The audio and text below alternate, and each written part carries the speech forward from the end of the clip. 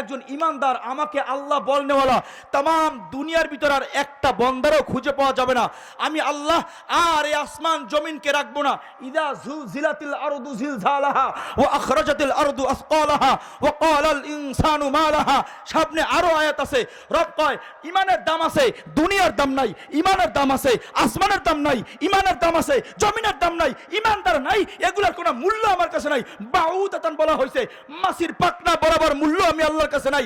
যখন ইমানদার নাই, আল্লাহ কয় আসমানরে ফাটাই দেব, জমিনটা উল্টাই দিয়া আমি আল্লাহ কিয়ামত ঘটাই দেব। এবার বুঝে থাকলে বলুন, আসমান জমিনের চাইতেও মূল্য কার বেশি?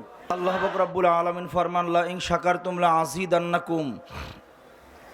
বান্দা বান্দি যখন নিয়ামত পায় নিয়ামতের শুকরিয়া আদায় করবে, আল্লাহ পাক রব্বুল আলামিন ওই বান্দা বান্দির উপরে নিয়ামত আরো বাড়াই দিবেন। আসলে এখানে শুরুতেই দোয়া চাইতেছি। অসুস্থ মানুষ, গায়ে অনেক জ্বর, সারাদিন অনেক কাশি, জ্বরে ক্লান্ত হয়ে গেছি। এরপরেও সেই সুদূর বরিশাল থেকে ছুটে আসছি আপনাদের এখানে। আমার কাছে মনে হইতেছে আমি মনে হয় চরমোনার মাঠে আছি। তবে হ্যাঁ, এ মাঠ অনেক দামি মাঠ, এ স্টাইস অনেক দামি স্টাইস।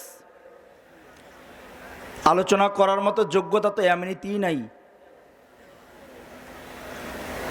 পক্ষান্তরে এই মাঠে এই স্টাইজে বয়ান করার কোনো যোগ্যতা আমার নাই। রসুলপুরের হজরত রহমতুল্লাহ আলাই ওনার জীবদ্দশায় শেষ বয়ান যেদিন করেন, আমি এই রাস্তা দিয়ে যাইতেছিলাম।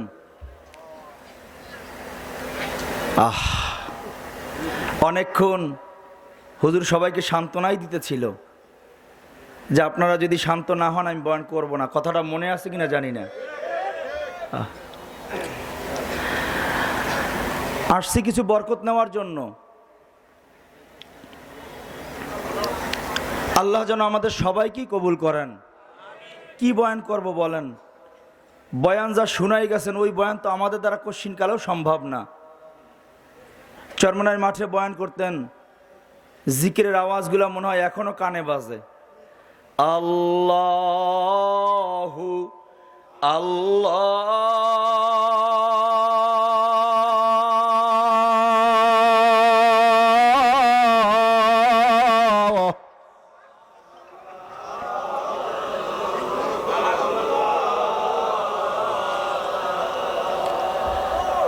আল্লাহ হযরতের কবরকে জান্নাতের বাগান বানিয়ে দেন। এই স্টেজগুলো অনেক দামি। আজকের আপনার আমার এখানে আসা ওনার চোখের পানি। আল্লাহ চাইলে অনেক বেদাতি দরবারের সাথেও আপনাকে আমাকে লাগাইতে পারতেন।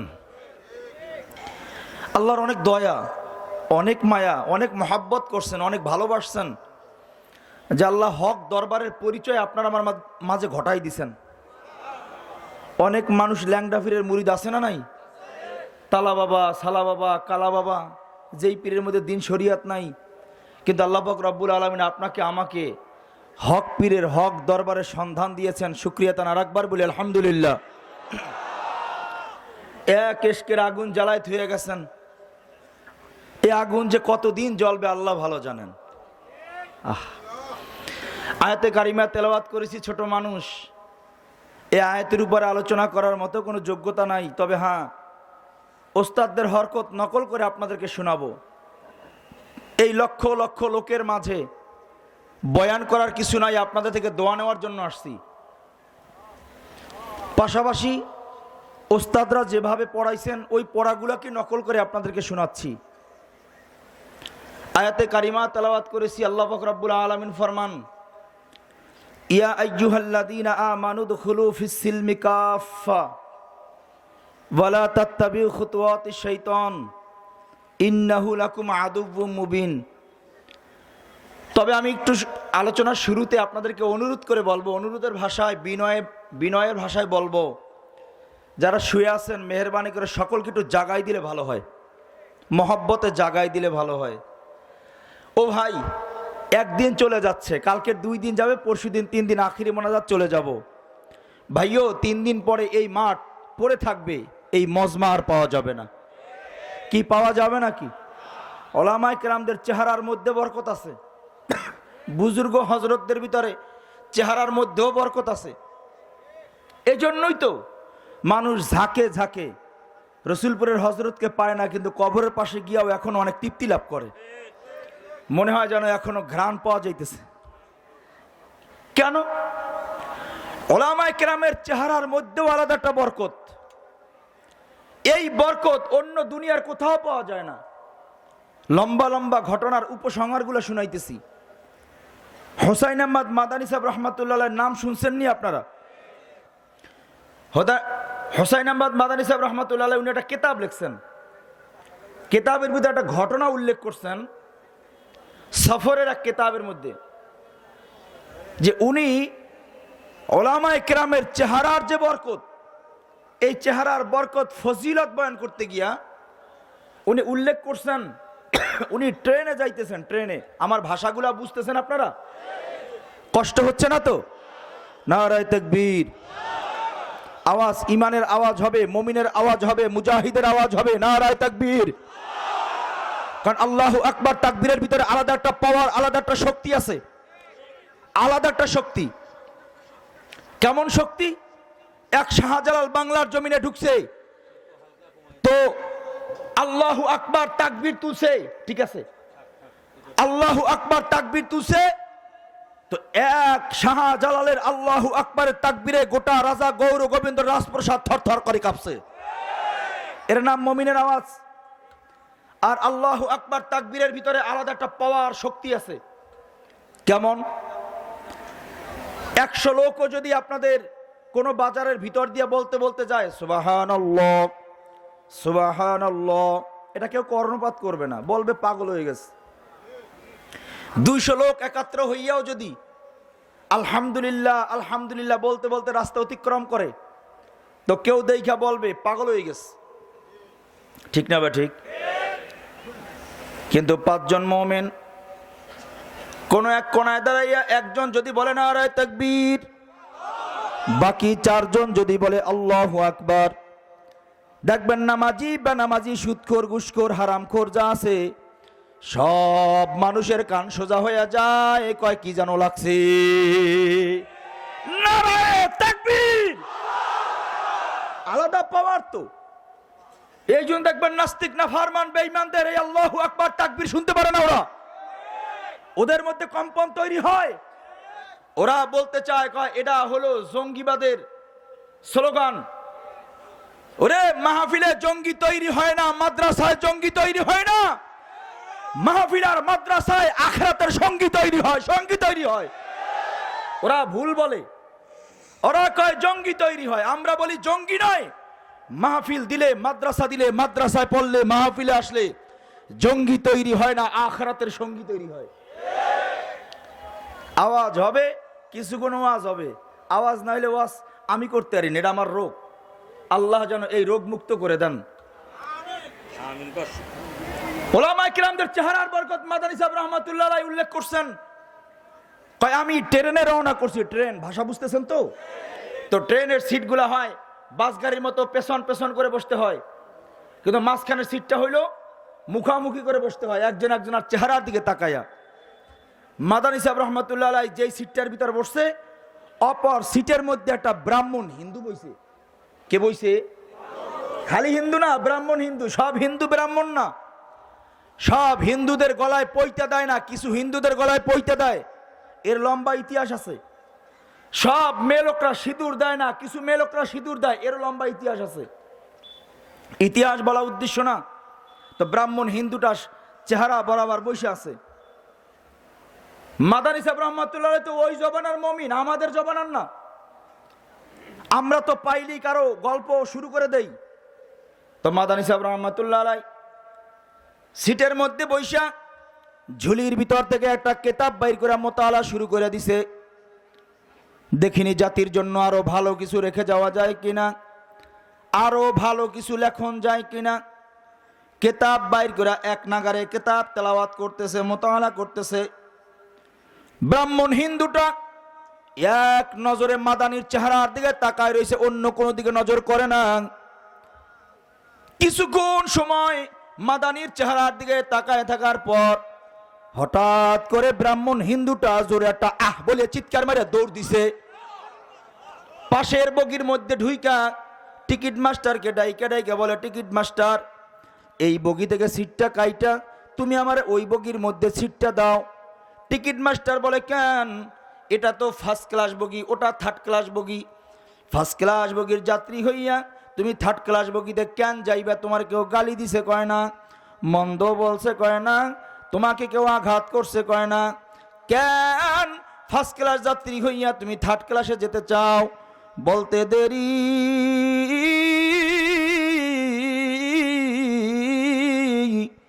ব্রাহ্মণ হিন্দুটার চোখ দিয়া পানি বের হইতে দেরি হয় নাই। ব্রাহ্মণ হিন্দুটা কাঁদে আর কয়, ও টিকিট মাস্টার, আমাকে কেউ মন্দ বলে নাই, গালিও দেয় নাই, আঘাতও করে নাই, আমাকে কেউ কোনো খারাপ আচরণও করে নাই, কেন যেতে চাই জানো? কয় কেন বলো? কয় আমার চেহারা বরাবর এমন একটা সুন্দর চেহারার মানুষ বৈশা বৈশা ঠোঁটটারে নাড়ায় নাড়ায় কি যেন পড়ে, আমি এমন চেহারার মানুষটারে যত দেখি তত মজা লাগে, যত দেখি তত ভালো লাগে। জানো টিকিট মাস্টার, ওই মানুষটার চেহারার দিকে তাকায় থাকার পর আমার দিলের মধ্যে ইসলামের প্রতি মোহাব্বত তৈরি হইতেছে, আমার কালেমা পড়তে মন চাইতেছে, স্থির থাকতে পারলাম না, নিজেকে নিজে কন্ট্রোল করতে পারি না। আমি খেয়াল করে দেখলাম এমন মানুষটার চেহারার দিকে যদি আর অল্প সময় তাকায় থাকি, আমার জবান দিয়ে একা একা কালেমা বের হয়ে যাবে। এটা চেহারার বরকত। রসুলপুরের হযরত কেউরে দেখতেন না, কিন্তু সবাই রসুলপুরের হযরতরে দেখতেন। এটা চেহারার বরকত। এমন বরকত নেওয়ার জন্য মানুষ দূর দূরান্ত থেকে ছুটে আসতো। এ উলামায়ে কিরামের চেহারার বরকত এগুলো। যাই হোক, আয়াতের দিকে চলে যাইতেছি। আল্লাহ পাক রব্বুল আলামিন বলেন, ইয়া আইয়ুহাল্লাযীনা আমানু, হে আমার ঈমানদার বান্দারা, আমার বিশ্বাসী বান্দারা। ঈমান শব্দের শাব্দিক অর্থ বিশ্বাস। এবার আমার সাথে আপনাদেরকেও একটু আওয়াজ দিতে হবে, বলেন ঈমান শব্দের শাব্দিক অর্থ কি? আর একটু জোরে হবে। তাহলে বোঝা গেল আল্লাহর প্রতি যার যেই পরিমাণ বিশ্বাস তার ওই পরিমাণ ঈমান। বুঝাইতে পারি নাই? ঈমান শব্দের শাব্দিক অর্থ বিশ্বাস। এবার এই বিশ্বাস কিভাবে করবেন, পদ্ধতি কি? বিশ্বাস পদ্ধতি হলো তিনটা। 1 নম্বরে জবানে স্বীকার করা, 2 নম্বরে দিলে বিশ্বাস করা, 3 নম্বরে আমলে পরিণত করা। এই তিনটা যদি একাত্র হয় তার নাম ঈমান। বুঝাইতে পারি নাই? তার নাম কি? আপনারা চা খান না? ঈমান বুঝাইতে 3টা উপাদান লাগে। কয়টা উপাদান? জোরে কোন?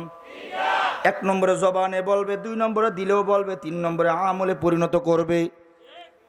এই 3টা একাত্র হইলে তার নাম ঈমান। 3 উপাদান না হইলে তার ঈমান বলা যায় না। ঈমান শব্দের শাব্দিক অর্থ বিশ্বাস। যেমন আমরা চা পান করি, দোকানে করি বা বাজারে করি, বাসায় করি, কি অনেকে চা খাই কিনা? আস্তে করে কই, আরো জোরে করে কোন চা খাই কিনা? চা যদি বলতে হয় 3টে উপাদান দরকার হয়, নাহলে চা বলা যায় না। 1 নম্বরে পানি, 2 নম্বরে চিনি, 3 নম্বরে পাতি। এই 3টা উপাদান একাত্র হইলে তারে চা বলা যায়। হে বাবা, চিনি আছে, পানি আছে, পাতি নাই। যে কাউরে খাওয়াই দিলে বলবে হুজুর এটা শরবত। আবার পাতিও আছে, পানি আছে, চিনি নাই। যে কাউরে খাওয়াই দিলে বলবে এটা লিকার, তিতা লাগে, মজা লাগে না, একটু চিনি দিয়া দাও। কথা কয় না? তার মানে উপাদান 3টা না হইলে এটা রূপ প্রকাশ পায় না। লিকার আছে, পানি আছে, চিনি নাই, স্বাদ পাওয়া যায় না।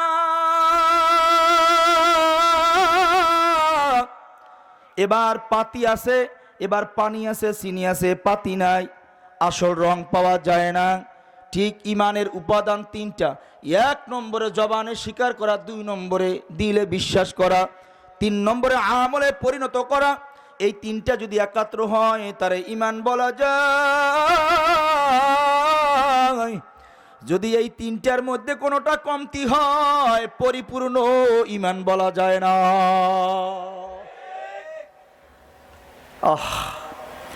ইমান লাগবে কি আগে? এই জন্য আল্লাহ আগেই কয় ইয়া আইয়ুহাল্লাযীনা আমানু, হে আমার ইমানদার বন্দারা, আমার বিশ্বাসী বন্দারা। ইমান শব্দের শাব্দিক অর্থ বিশ্বাস। আল্লাহ আগেই ডাক দিলেন ইমানদারওয়ালাদেরকে। তাইলে বোঝা গেল এই আয়াতের মধ্যে নাস্তিকবাদ, হিন্দুবাদ, বৌদ্ধবাদ, খ্রিস্টানবাদ কথা কয় না। যাদের ইমান নাই তারা এই আয়াতের ভিতরে শামিল হবে না। শামিল হবে কারা? যাদের ইমান আছে। এখন ইমানের রং কি? কয় ইমান শব্দের শাব্দিক অর্থ বিশ্বাস। কয় বিশ্বাস কিভাবে করবে? কয় যা জবানে বলবে তার দিলের মধ্যে ঢুকাইবে, যা দিলে ঢুকাইবে ওইটাই আমলে পরিণত করবে। আস্তে কইলেন, এবার জোরে বলেন সুদ খাওয়া কি? সন্দেহ নাই তো?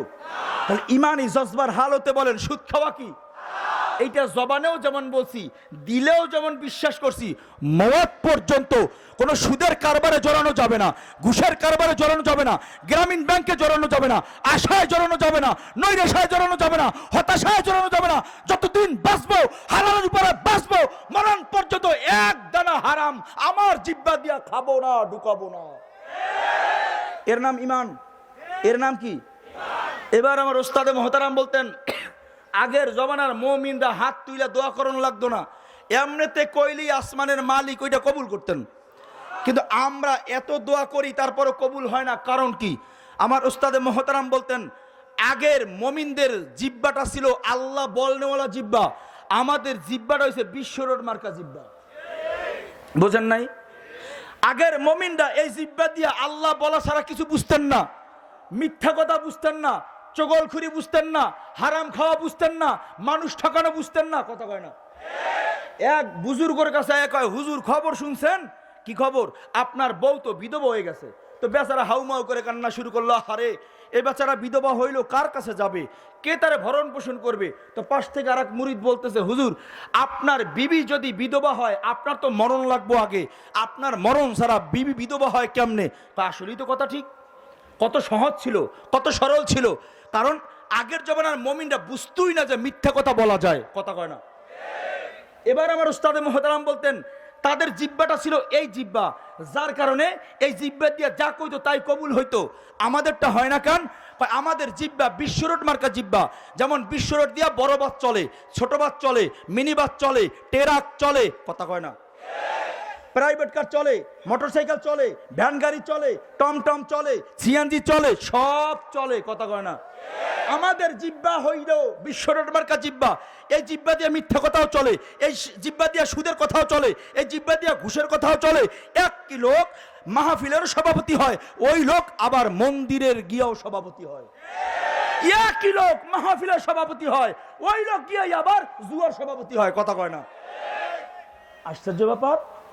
তাহলে আমাদের জিহ্বার হালত এই জন্য কবুল হয়। এবার জবান, অন্তর এবং কাজ তিনটা যখন একাত্র হবে এর নাম ইমান। উপাদান তিনটা, যেমন পানিও লাগবে, চিনিও লাগবে, পাতিও লাগবে। একটাও যদি কমতি হয় তারে যেমন চা বলা যায় না। ইমানের তিন উপাদানের মধ্যে একটাও যদি কমতি হয় তারে কোনোদিন ইমানদার বলা যায় না, যায় না, যায় না। এবার কোন ইমান শব্দের শাব্দিক অর্থ? আওয়াজ হবে, ওয়াজ হবে। ইমান শব্দের শাব্দিক অর্থ? তাহলে উপাদান কয়টা? এখন বিশ্বাস করবেন কয়টা বিষয়ের উপরে? জোরে বলেন, জোরে বলেন, জোরে বলেন। সময় টুকটুক করে চলে যায়, তাড়াতাড়ি বলতে হবে। কয়টা বিষয়ের উপর বিশ্বাস করব? না না, তিনটা তো উপাদান বসি, চিনি, পানি, পাতি, এই তিনটা উপাদান। এবার চা যদি বানাইতে হয় এটা পাতিল লাগবো। কথা কয় না? পাতিল হইলেই হইব না, আগুন লাগবো। এই আগুনটা লাকড়ির হইতে পারে, এই আগুনটা গ্যাসের হইতে পারে, গ্যাসের হলে গ্যাসে একটা চুলা লাগবো। আহারে কথা কয় না? কথা বললেই তো আর চা হবে না, বললে কিছু আবার সরঞ্জাম লাগবে কি লাগবে না? এই তিনটা উপাদান না হইলে চায়ের আপনি পরিপূর্ণতা পাবেন না। কিন্তু উপাদান তো আরো লাগবে। কথা কয় না? লাগবে কি না? তাহলে আমার ইমানের উপাদান পাইলাম তিনটা। এবার ইমানের কি হইলে ইমান বলা যায়, কি হইলে ইমানটাকে স্ট্রাকচারে দাঁড় করানো যায়, কি হইলে ইমানকে ইমানদারের রূপ দেওয়া যায়, কিভাবে? এবার নবী আরবি হাবিবে কিবরিয়া সরকার বলেন, 7টা বিষয়ের উপরে মজবুত বিশ্বাস করার নাম ইমান। বলেন 7টা বিষয়ের উপরে মজবুত বিশ্বাস করার নাম কি? আমানতু বিল্লাহ। মিলান এবার আমার সাথে। আমানতু বিল্লাহি ওয়া মালাইকাতিহি ওয়া কুতুবিহি ওয়া রাসূলিহি ওয়াল ইয়াউমিল আখিরি ওয়াল কদরি খাইরি ওয়া শাররিহি মিনাল্লাহি তাআলা ওয়াল বাসি বাদাল মাউত। জোরে আওয়াজ দিয়া কোন কয়টা? আরো জোরে কোন না কয়টা? 7টা বিষয়ের উপর মজবুত বিশ্বাস করার নাম ঈমান। হে আল্লাহর বান্দারা, বিভিন্ন কলেজে, স্কুলে, ভার্সিটিতে যখন মানুষ ছাত্রকে বা ছেলেরে ভর্তি করানোর জন্য নিয়ে যায়, যেমন আমার পাশে একজন আছে, আমার মহব্বতের মানুষ, চেনেন নিয়ে রে, হযরতুল আলম হযরত মাওলানা আশরাফ আলী ফারুকী সাহেব, উনি এক কলেজের প্রফেসর, জানেন এটা? আল্লাহ কবুল করেন, আমিন কর না। তো এইরকমের কলেজের প্রফেসর অথবা কোনো মাদ্রাসার মুহতামিম অথবা স্কুলের হেডমাস্টার ওনার কাছে ছেলে নিয়ে যায়, স্যার আপনার এই প্রতিষ্ঠানে আমার ছেলেটারে ভর্তি করাবো। এবার হেডমাস্টার, মুহতামিম সাহেব অথবা কলেজের প্রিন্সিপাল ডাক দিয়ে কয়, বাবা কাছে আসো, আমার প্রতিষ্ঠানে কিছু নিয়ম আর কানুন আছে বাবা, একটা ফরম ধরায় দিলাম, এই ফরমের মধ্যে দেখো অনেকগুলা শর্ত দেওয়া আছে, এগুলো তুমি মানতে পারবে কিনা দেখো। ছেলে দেখা কয়, জি আমি এগুলা মানতে পারবো। পারবে? জি। তাহলে স্বাক্ষর করে দাও। স্বাক্ষর করার পর ডাক দেয়া কয়, অভিভাবক কারে নিয়ে আইসো? আমার আব্বুরে নিয়ে আসছি। ডাক দাও। অভিভাবকের ডাক দেওয়ার পরে বলে, তোমার ছেলে এখানে ভর্তি করাইতে চাও, আমার প্রতিষ্ঠানে কিছু নিয়ম কানুন আছে গো বাবা, এগুলা যদি মানতে পারে তোমার ছেলে এখানে পড়ার সুযোগ পাবে। যদি কোনো দিন একটা শর্ত ভঙ্গ হয়ে যায়, ওই দিন কিন্তু বিনা নোটিশে নাম কাইটা ঘাট ধইরা আমার প্রতিষ্ঠান থেকে ওরে বার করে দেমু। এটার ব্যাপারে কি করবা? কয় এখানে অপর পৃষ্ঠে তুমি অভিভাবকের জায়গাটা স্বাক্ষর দাও। কয় কেন? যদি কোনোদিন তোমার ছেলে আমার প্রতিষ্ঠানের কানুন ভঙ্গ করে, নিয়ম ভঙ্গ করে, ওই দিন কিন্তু নাম কাইটা ওরে বাড়িতে পাড়ায় দেমু। হে জগতের মানুষ, এজন্য আল্লাহ কি কয়, ইয়া আইয়ুহাল্লাযীনা আমানু, হে আমার ঈমানদার, আমার বিশ্বাসী বান্দারা, আল্লাহ আপনার উপরে ঈমান আনছি। এবার আল্লাহ কয়, আসো তুমি আমার উপরে ঈমান কিভাবে আনলে? আল্লাহ কয়, বলো, ক্বালু রাব্বুনাল্লাহ। এবার ঈমানি আওয়াজে জোরে ডাক দিয়া কন্যা রব্বি আল্লাহ। আরো জোরে ডাক দিয়া কন্যা রব্বি আল্লাহ। এবার রব কয়, ডাক দিছি রব্বি আল্লাহ। আপনার আমার রব কে? হায়াতের মালিক কে? ঈমানি আওয়াজ, মওতের মালিক কে? রেজেকের মালিক কে? সম্পদের মালিক কে? রব কয়, যখন ডাক দিলা রব্বি আল্লাহ, এবার রব কয়, তোমার সাথে আমি একটু চুক্তি করতে চাই। সুম্মাস্তাকামু, আয় বান্দা, যখন ডাক দিছো রব্বি আল্লাহ, সুম্মাস্তাকামু, এই ডাকটা ইস্তেকামাতের সঙ্গে দাও, মজবুতের সঙ্গে দাও, কোনো রকমের নড়চড় করিও না। ইস্তেকামাত কাকে বলা হয়? বাংলায় যদি বুঝানো হয়, দেখবেন অনেকে কয়, খোদার কসম আমি এইখানে খাবো না, খোদার কসম আমি ওই জায়গায় যাব না, খোদার কসম ওর সাথে কথা বলবো না। কথা কয় না? যখন কসম কইরা বলে তখন অনেকে বুঝা ফেলায়, পাও দললেও খাবে না, কসম করছে খাইবে না, যাইস না, রাগ আছে মাথায়, যাইস না, থাম থাম। কথা কয় না রে, রাগ করতেছেন মনে হয়। আমি ছোট্ট মানুষ দেখি আমার উপর রাগ করিয়েন না, আল্লাহ মাফ করে দেন আমাদেরকে। তো এবার রব বলে, তুমি তো আমাকে ডাক দিলে, আমি তোমার সঙ্গে চুক্তি করুম, আসো। তা কয়টা? 7টা বিষয়ের উপর তোমার সঙ্গে চুক্তিতে আবদ্ধ হইয়া আমি তোমার সঙ্গে ঈমানের একটা মোলাকাত করব। একটা চুক্তি যদি মওত পর্যন্ত ভঙ্গ করো, তো ঈমানদারের দপ্তর থেকে ঘাড় ধরে নাম কাইটা বাইর করে দেব। বুঝাইতে পারি নাই? এই চুক্তিতে আবদ্ধ হয়েছি। ক্বালু রাব্বুনাল্লাহ, হ্যাঁ আল্লাহর আল্লাহ করে ডাক দিছি। রাব্বা সুম্মাস্তাকামু, এটা ইস্তেকামাত হবে, নড়চড় হবে না, কোনো নড়চড় করা যাবে না। এবার আমি তো স্বাক্ষর দিছি, অপর পৃষ্ঠে আপনার বাপ, আমার বাপ, সবার বাপ, আদি পিতা আদম আলাইহিস সালামের আল্লাহ ডাইকে কয়, এই অপর পৃষ্ঠে স্বাক্ষর দাও, তোমার সন্তান আমার সঙ্গে চুক্তি করছে, মরণ পর্যন্ত তোমার আহাল আওলাদদের ভিতর থেকে কেহ যদি একটা চুক্তিও ভঙ্গ করে, ঈমানদারের দপ্তরে তার নাম থাকবে না, থাকবে না, থাকবে না। 1 নম্বর চুক্তি, আমানতু বিল্লাহ। আমি আয়াতটার পুরো অর্থটা আগে শেষ করে দেই, তাহলে বুঝতে সুবিধা হবে। আল্লাহ বলেন, ইয়া আইয়ুহাল্লাযীনা আমানু, আগে ঈমানদারদেরকে ডাক দিলেন। কাদেরকে? এবার ঈমান আনছি, ঈমান পরিপূর্ণ হওয়ার পরে কি বসে থাকবো নাকি? কথা কয় না, বসে থাকবো? এবার রব কয় বসে থাকার সুযোগ নাই। আয়াতের মধ্যেই আবার জুমলা ঢুকাইছেন, কয় কিভাবে? কয় উদখুলু, এবার প্রবেশ করো, ফিস-সিলমে, ইসলামের ভিতরে, কাফা, তা আবার পরিপূর্ণ। এবার রব আবার একটা সতর্কতা দেয়, কয় ওয়ালা তাত্তাবিউ খুতুওয়াতি শাইতান ইন্নাহু লাকুম আদুব্বুম মুবিন।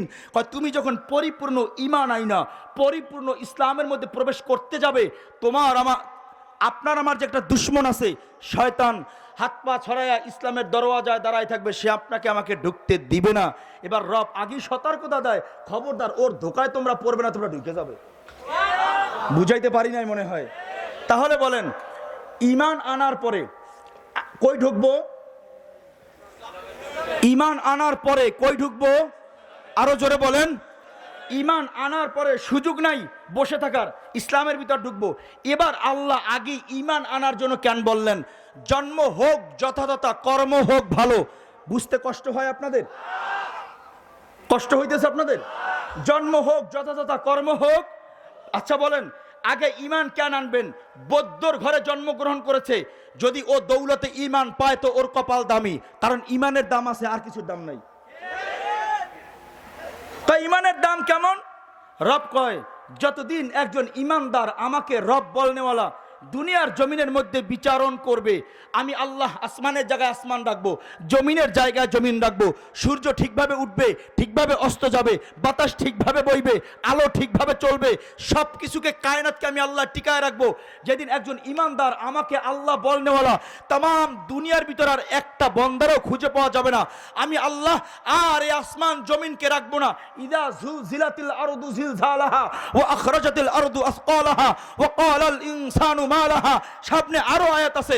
রব কয় ঈমানের দাম আছে, দুনিয়ার দাম নাই। ঈমানের দাম আছে, আসমানের দাম নাই। ঈমানের দাম আছে, জমিনের দাম নাই। ঈমানদার নাই, এগুলোর কোনো মূল্য আমার কাছে নাই। বাউদাতান বলা হয়েছে, মাছির পাখনা বরাবর মূল্য আমি আল্লাহর কাছে নাই। যখন ঈমানদার নাই, আল্লাহ কয় আসমানরে ফাটাই দেব, জমিনটা উল্টাই দিয়া আমি আল্লাহ কিয়ামত ঘটাই দেব। এবার বুঝে থাকলে বলুন, আসমান জমিনের চাইতেও মূল্য কার বেশি? মাশাআল্লাহ, আলহামদুলিল্লাহ। আল্লাহ সবাইকে বোঝার তৌফিক দান করেন। আসমান জমিনের চাইতেও মূল্য কার বেশি? এই জন্য আল্লাহ আগেই কয় ঈমান আনো। এবার ঈমান আনলে লাভ কি?